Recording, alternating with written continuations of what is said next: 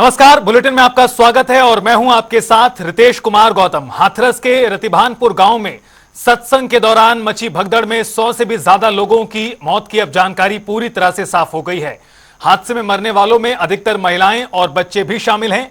इस हादसे पर संज्ञान लेते हुए मुख्यमंत्री योगी आदित्यनाथ ने जिला प्रशासन को घायलों को तत्काल अस्पताल पहुंचाने, उनके उपचार कराने के साथ मौके पर राहत कार्य में तेजी लाने के निर्देश दिए हैं।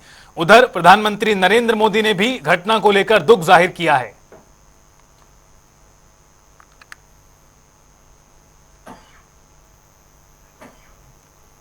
और हमारे संवाददाता तौकीर किदवई हमारे साथ जुड़ गए इस पूरी बड़ी घटनाक्रम को लेकर और ज्यादा ताजा जानकारी के लिए।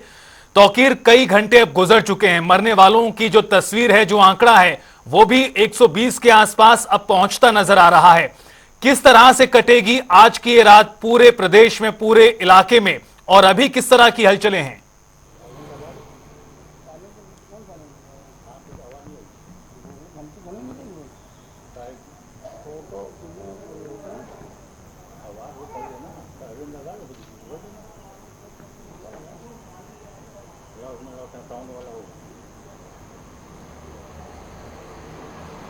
देखिए, लखनऊ से डीजीपी प्रशांत कुमार और इसके अलावा चीफ सेक्रेटरी मनोज कुमार सिंह दोनों लोग वहां पहुंचे हैं लखनऊ से, और वहां पर उन्होंने जायजा लिया है।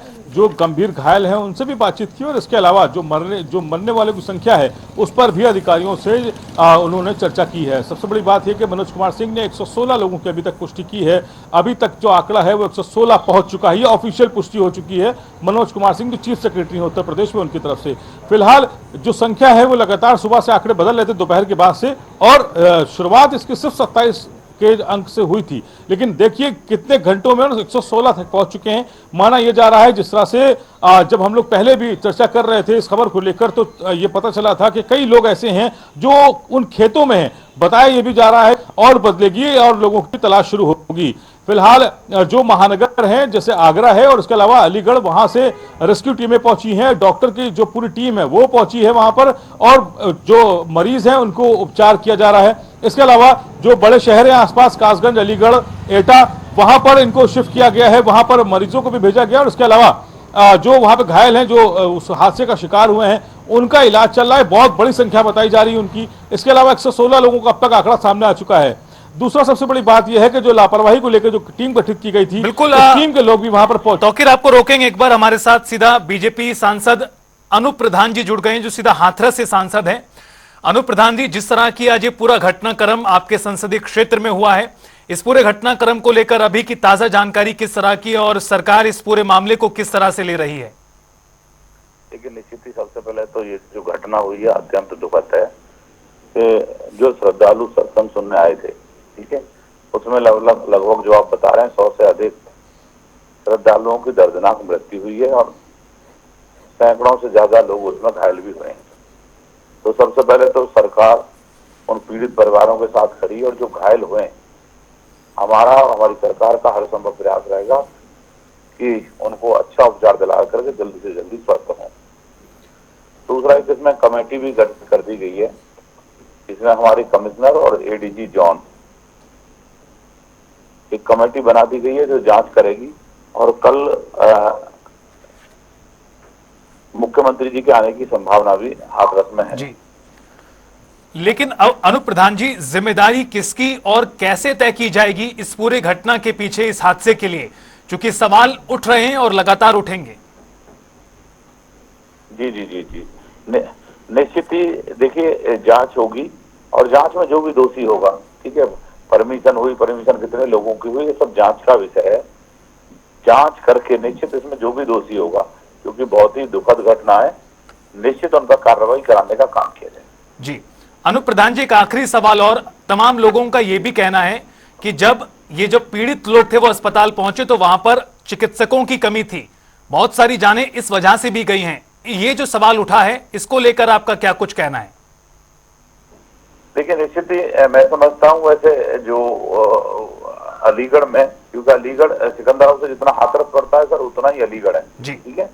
तो जो मेरी डीएम से बात हुई, उन्होंने बहुत सारे जो घायल थे उनको अलीगढ़ भी रेफर करने का काम किया। तो अलीगढ़ में हमारा मेडिकल कॉलेज है, ठीक है जी। तो मैं समझता हूँ कि अच्छे से स्वास्थ्य की सुविधाएं देने का प्रयास किया होगा, लेकिन फिर भी कोई कमी रही हुई तो उसमें भी निश्चित देखा जाएगा। जैसा आपने कहा है तो निश्चित इसकी भी एक जांच कराई जाएगी कि क्यों उनको उपचार समय से नहीं मिल पाया, अगर ऐसी जी चीजें हुई है तो।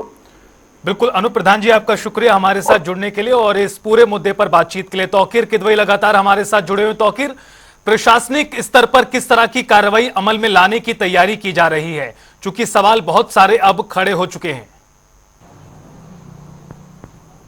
देखिए, सबसे पहली बात तो यह है कि परमिशन को लेकर और उसके बाद जो एलआईयू की रिपोर्ट है, आखिर वो लोकल इंटेलिजेंस के अफसर जो इस पूरे जिले में तिल-तिल की खबर रखते हैं, छोटे छोटे मूवमेंट की खबर रखते हैं, नेताओं की आवाजाही की खबर रखते हैं, बयानों की खबर रखते हैं, छोटे छोटे जो प्रदर्शन होते हैं, धरने होते हैं, उसकी खबर रखते हैं, आखिर उस लोकल इंटेलिजेंस को इतने बड़े आयोजन की जानकारी कैसे नहीं हुई? वहां का लोकल प्रशासन जो है, चाहे वो डीएम हो, एसडीएम हो, जहां से परमिशन ली जाती है इस तरह के आयोजन की, उनको क्यों इस बात की खबर नहीं थी? इसके अलावा वहां के एसपी, वहां के जो इंस्पेक्टर है, क्या उसने अपने ऊपर के अफसरों को इस बात की जानकारी दी कि तादाद इतनी ज्यादा है कि इनको कंट्रोल कर पाना मुश्किल होगा? फोर्स की मांग की गई कि नहीं की गई? इस तरह के सवालों पर जरूर जवाब देना होगा। और दूसरी बात यह है कि अगर फोर्स मांगी गई, चाहे वो जोन स्तर पे हो, चाहे वो रेंज स्तर पे हो, अगर उनसे फोर्स मांगी गई और फोर्स ना मुहैया कराने वाले अफसर कौन थे उनसे, और अगर मांगी नहीं गई तो क्यों नहीं मांगी गई, ये एक बड़ा सवाल है। बिल्कुल तौकीर, कुल मिलाकर सवाल कई सारे हैं। जिस तरह से कुछ सवालों का संज्ञान और जिक्र आपने भी अपनी बात में किया है, बहुत सारे सवाल हैं और किस तरह से इनके जवाब मिलते हैं, बड़ा महत्वपूर्ण प्रश्न रहने वाला है। आपका बहुत शुक्रिया पूरी जानकारी ग्राउंड जीरो से साझा करने के लिए। उधर संसद में नेता विपक्ष राहुल गांधी के हिंदू वाले बयान पर घमासान लगातार जारी है। अब तुलसी पीठाधीश्वर रामभद्राचार्य का भी बयान सामने आया। निशाना साधते हुए रामभद्राचार्य ने राहुल गांधी की योग्यता पर सवाल खड़े किए हैं। राहुल गांधी को राजनीति का कुछ भी ज्ञान नहीं है, और न भारतीय संस्कृति का ज्ञान है उन्हें, न भारतीय सभ्यता का ज्ञान है, और न भारतीय शास्त्रों का ज्ञान है। हिंदू कभी हिंसक होता है क्या? हिंदू शब्द का अर्थ है हिंसा दुएते यत्र, सदाचरण तत्पर, गो विप्र प्रतिमा से भी स हिंदू कथ्यते। जहाँ हिंसा को नष्ट किया जाता है उसे हिंदू कहते हैं। हम हिंसक है ही नहीं, हिंसक है राहुल गांधी का पूरा पूर्व परिवार। नेहरू जी से लेकर तक हिंसा इनके परिवार में रही है। श्यामा प्रसाद मुखर्जी की हत्या, ललित नारायण मिश्रा की हत्या, सबकी हत्याएं तो होती नहीं। तो वहीं लखनऊ से हमारे संवाददाता तौकीर किदवई ने पीस पार्टी के राष्ट्रीय अध्यक्ष डॉक्टर अयूब से खास बातचीत की देखी। पीस पार्टी के राष्ट्रीय अध्यक्ष डॉक्टर अयूब हमारे साथ हैं। सर, पूर्वांचल में बड़ा महत्व रखती थी पार्टी, धीरे धीरे पतन भी हुआ, क्या कारण मानते हैं, मुसलमान क्यों साथ नहीं आ रहा है? अब पहले तो ये बता दूं कि पीस पार्टी समाज के सभी कमज़ोर वर्गों की पार्टी है। मुस्लिम की भी पार्टी है, दलित समाज की भी पार्टी, पिछड़े और कमज़ोर सवर्ण समाज की भी पार्टी है। संविधान में प्रदत्त जो भी अधिकार इस देश की जनता को है, अगर कोई सत्ता शासन में बैठे लोग उनके हक को, उनके असंवैधानिक अधिकार का शोषण करते हैं, तो पीस पार्टी उनके लिए संघर्ष कर रही है और ये लगातार करती रहेगी। और पूर्वांचल ही नहीं बल्कि पीस पार्टी तो पूरे प्रदेश में चुनाव जीती है और पूरे प्रदेश में उसका संगठन है, और भी बहुत सारे प्रदेशों से पीस पार्टी चुनाव लड़ती है, उसमें संगठन है। जीतना हारना ये तो होता रहता है, पर हमें उम्मीद है कि भविष्य पीस पार्टी का है और जल्दी पीस पार्टी सरकार में होगी। लोकसभा में सदन चल रहा है, आप देख रहे होंगे कि राहुल गांधी लगातार उन नेताओं की बात कर रहे हैं जो सत्ता से प्रताड़ित रहे, चाहे वो हेमंत सोरेन हो, केजरीवाल, उनका नाम लेते हैं। आपको भी जेल जाना पड़ा था, तो क्या लगता है कि अब कांग्रेस के साथ होंगे आगे आने वाले चुनाव में? आप ये बात तो बिल्कुल सा, हेमंत सोरेन की बात तो करते हैं, केजरीवाल की बात करते हैं, मगर वो आजम खां की बात नहीं करते हैं, वो मुख्तार अंसारी की बात नहीं करते हैं, वो उन नेताओं की बात नहीं करते जो मुस्लिम समाज के हैं। तो मुस्लिम समाज से परहेज क्यों करते हैं, सिर्फ वोट लेने की बात करते हैं। मैं समझता हूँ यह अन्याय है और पीस पार्टी इस अन्याय के खिलाफ संघर्ष कर रही है। ये संघर्ष करेंगे किससे फिर अब, क्योंकि आप कांग्रेस के भी साथ नहीं, भाजपा के साथ नहीं, तो क्या अपना संगठन फिर से मजबूत करने की तैयारी है? हमारी संगठन मजबूत है ही है। हम वो कांग्रेस के, भाजपा के, सपा के, बसपा के हम आशीर्वाद और उनके इच्छा पर निर्भर थोड़ा है। उनकी बहुत बड़ी पार्टी है, क्योंकि जनता आज उनके साथ है। कल जनता हमारे साथ होगी, पीस पार्टी बड़ी पार्टी होगी और सत्ता में आएगी। अच्छा, एक आखिरी सवाल बस ये है कि उपचुनाव होने जा रहे हैं 10 सीटों पर, क्या तैयारी है आपकी? क्या किसी के लड़ेगी? पीस पार्टी चुनाव लड़ती है, चुनाव इंशाल्लाह लड़ेगी सारे सीटों पर। अब ये पार्टी निर्णय करेगी, जहाँ जहाँ बढ़िया प्रत्याशी रहेंगे पीस पार्टी चुनाव वहाँ हिस्सा लेगी। बहुत शुक्रिया। हाँ जी। देखिए, ये डॉक्टर अयूब है, पीस पार्टी के राष्ट्रीय अध्यक्ष हैं। इनका कहना है कि चाहे वो भारतीय जनता पार्टी हो चाहे कांग्रेस हो, लेकिन मुसलमान का नाम लेने में सभी लोग डरते हैं। फिलहाल उन्होंने तय किया है कि आने वाले जो उपचुनाव हैं विधानसभा के, वहां पर 10 सीटों पर वो पार्टी की तरफ से प्रत्याशी मैदान में देंगे। यानी कि उन्होंने संकेत दे दिया है कि किसी का साथ नहीं चाहिए, किसी के साथ नहीं होंगे, लेकिन उपचुनाव में अकेले दम पर पार्टी मैदान में होगी। कैमरा पर्सन यास के साथ नौकरी की जनता टीवी लखनऊ। मुख्यमंत्री की जीरो टॉलरेंस नीति को अधिकारी खुलेआम पलीता लगा रहे हैं। दरअसल प्रधानमंत्री सड़क योजना के तहत बनाई जा रही सड़क के निर्माण में इंजीनियरों की लापरवाही सामने आई है। लखनऊ से हमारे संवाददाता अंकुश जायसवाल की रिपोर्ट आपको दिखाते हैं। की जीरो टॉलरेंस नीति को ठेंगा दिखा रहे हैं ग्रामीण अभियंत्रण विभाग के जो अभियंता हैं। मामला बाराबंकी का है। वहां पर प्रधानमंत्री सड़क योजना के तहत निर्माण चल रहा है और आपको बता दें कि बाराबंकी के त्रिवेदीगंज के मकनपुर मौलाबाद सड़क का ये मामला है, जहां पर 8 करोड़ 13 लाख की लागत से ये सड़क बनाई जा रही है। करीब 8.5 किलोमीटर की ये रोड बनाई जा रही है, जिस पर एक वीडियो जारी हुआ था कुछ दिन पहले कि एक युवक जो है रोड कुछ दिन पहले बनी थी, उसको अपने हाथों से कैसे उखाड़ रहा है। हालांकि ये मामला जब वीडियो जारी हुआ तो उसके बाद से मामला विभाग तक पहुंचा। विभाग ने आनन फानन में इस मामले की जांच बैठाई और 3 सदस्यीय समिति बनाई गई थी। साथ साथ UPRRDA द्वारा भी जो है इसकी जांच संस्तुति की गई थी और एक टीम जो है बाराबंकी पहुंची थी इस मामले की जांच करने के लिए।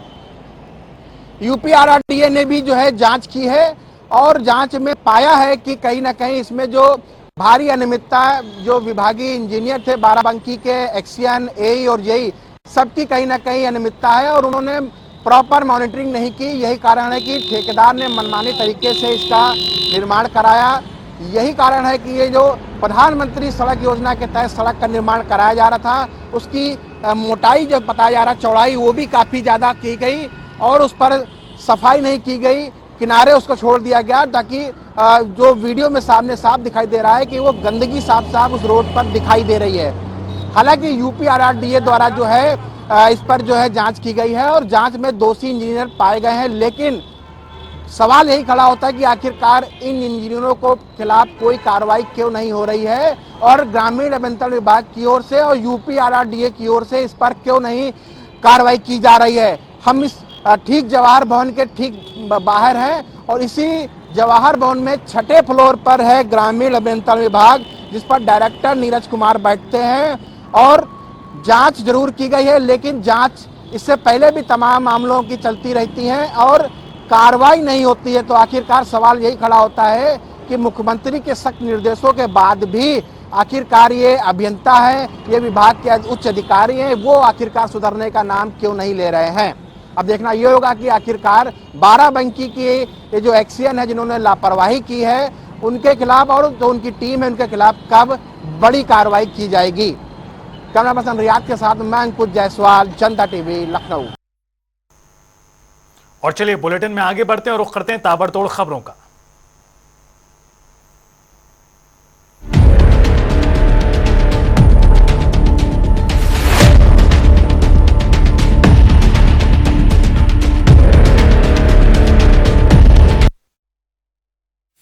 लोकसभा चुनाव में भाजपा को जो है यूपी में जिस तरह उम्मीद थी वो प्रदर्शन सफलता नहीं मिली और इसको लेकर के भाजपा ने मंथन शुरू किया।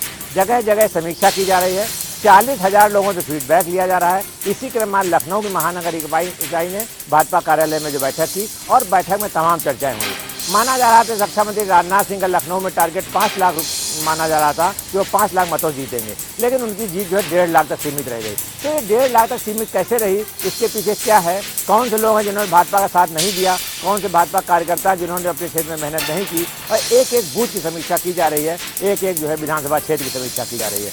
अब देखना यह है समीक्षा के बाद कितना जो है रिजल्ट निकलेगा, ये अलग बात है, लेकिन इतना जरूर है कि अगले महीने जो है हफ्ते ये होने वाली बैठक में ये पूरी रिपोर्ट तैयार की जाएगी और 27 पेज की रिपोर्ट बताई जा रही, तैयार की जा चुकी है, और इस रिपोर्ट में जो है सारे क्षेत्रों का अलग अलग ब्यौरा है। आशीष निषाद, पीएन मिश्रा, जनता टीवी, लखनऊ। कमिश्नरेट पुलिस प्रणाली के विरुद्ध अधिवक्ताओं का आंदोलन अभी जारी रहने वाला है। आम सभा बुलाकर आगे के आंदोलन की रणनीति तैयार की जाएगी। कानपुर बार एसोसिएशन के महामंत्री आदित्य सिंह ने कहा कि आंदोलन की रूपरेखा तैयार करने के लिए 2 कमेटी बनाई गई हैं, जिनमें 5 सदस्यीय कमेटी वो होगी जो अधिवक्ताओं के विरुद्ध दर्ज मुकदमे की पैरवी करेगी। वहीं 7 सदस्यीय संघर्ष कमेटी बनाई गई है जो आगे की रूपरेखा तैयार करेगी। बार एसोसिएशन के अध्यक्ष का कहना है कि अधिवक्ताओं की आवाज को दबाने के लिए कमिश्नरेट पुलिस के द्वारा लगातार अधिवक्ताओं पर साजिशन झूठे मुकदमे दर्ज किए जा रहे हैं। आंदोलन की रूपरेखा किस ओर जानी है ये तो अब आम सभा में ही निश्चित होना है, लेकिन बार एसोसिएशन के अध्यक्ष ने यह साफ कर दिया है कि आंदोलन और तेज होगा। मोहल्ले मोहल्ले में अधिवक्ता मीटिंग करेंगे और पुलिस से प्रताड़ित लोगों को अपने साथ इस आंदोलन में शामिल करेंगे। वीडियो जर्नलिस्ट हनुमान सिंह के साथ अभिनव श्रीवास्तव, जनता टीवी, कानपुर। वन महोत्सव शुरू होने से पहले ही ललितपुर में जिस तरह से वीडियो वायरल हो रही है, जिसमें ललितपुर जिले के चारों तरफ ग्रामीण क्षेत्रों में अवैध कटान मशीनों से बदस्तूर जारी है। बताते चलें, इस बारे में जब जो जानकारी ली तो पता हुआ कि एक बाहर की जो कंपनी है वो किसानों के पेड़ खरीद कर काट रही है, जिसकी परमिशन की आवश्यकता नहीं है। वहीं दूसरी तरफ यह भी देखा जा रहा है कि वन महोत्सव शुरू होना है और उसमें लाखों पेड़ का लक्ष्य प्रतिदिन वन विभाग द्वारा अपने कागजों में लगा दिया जाएगा।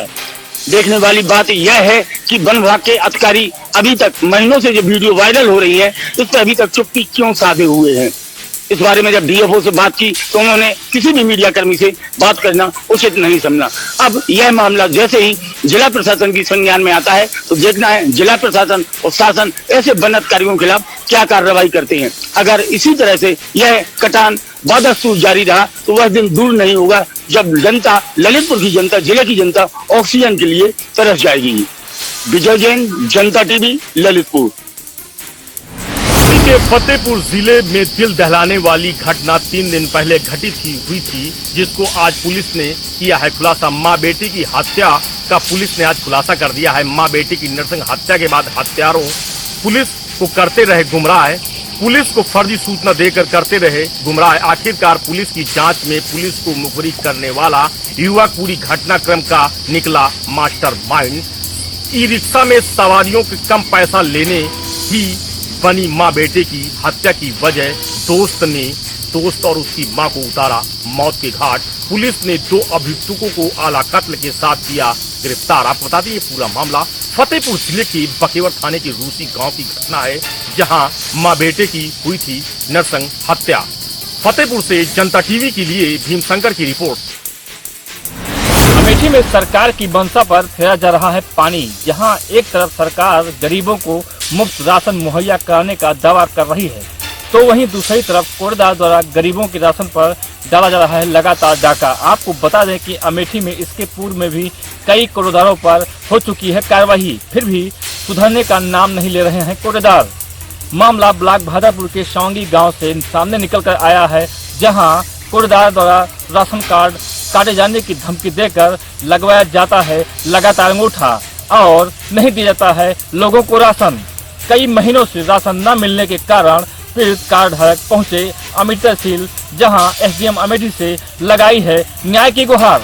फिलहाल अब देखने वाली बात होगी अमेठी एसडीएम इस पर क्या कार्रवाई करते हैं। गरीबों को न्याय मिलता है या कि ये मामला ठंडे बस्ते में ही रह जाएगा। विनोद कुमार दुबे, जनता टीवी, अमेठी। हाथरस में हुए हादसे के बाद तमाम प्रशासनिक अमला मौके पर पहुंच गया है। यह वही घटना स्थल है जहां भगदड़ मची थी, लोग चरणों की धूल लेने के लिए बाबा के आए। उसके बाद ये सड़क के द्वारा यहाँ लोगों की भगदड़ मची। इस सड़क के भगदड़ के बाद इधर इस जगह में लोग गिरे, जिसके बाद हादसे में कई लोगों की मौत हो गई।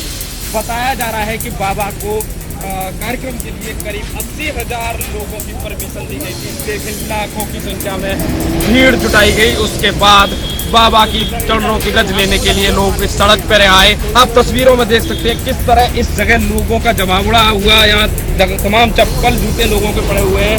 ये जो जगह है यहाँ लोगों का लगातार गिरते गए और हादसे में तमाम लोगों की मौत हो गई और सैकड़ों लोग घायल हो गए। तमाम लोग कभी गंभीर रूप से घायल है, जो जिनका इलाज चल रहा है। तमाम प्रशासनिक अधिकारी लखनऊ तक आगरा पहुंच चुका है, लेकिन हादसे का जिम्मेदार कौन है इसकी जांच अभी अधिकारी कर रहे हैं। ब्रजकिशोर शर्मा, जनता टीवी, आगरा।